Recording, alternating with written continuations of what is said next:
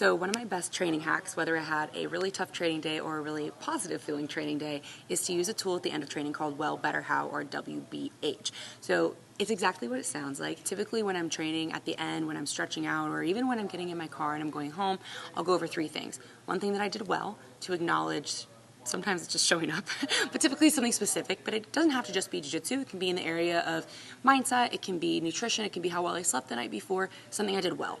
Then it can be something that I want to do better at. But then the key is the how, because the how has to apply to the be. So something I want to do, how I'm going to get better at that thing I decided that I want to be better at, and it needs to be done in the next 48 hours. So if I wanted to get better at passing spider lasso, for example, the how would need to be something that I can effectively accomplish in the next 48 hours. Because I think that oftentimes we make a lot of wishes about what we want to get better at or what we want to do better at, but then we make this sort of ambiguous contract with ourselves to get better at something, and then we break that contract. And when we break that contract with ourselves, we also break the trust that we have with ourselves. So we want to make something that's small, actionable, and really easy to take action on in the next 48 hours. So if I want to get better at spider lasso, how am I going to do that? Am I asking someone a question? Am I watching an instructional? Am I drilling it with a friend? Am I doing specific training? What specific thing am I doing to get better at that thing that I wanted to get better at? So well, better, how. And if you do that every single day after your training, you will have a measurable way to see if you are actually moving forward towards the things that you say you want.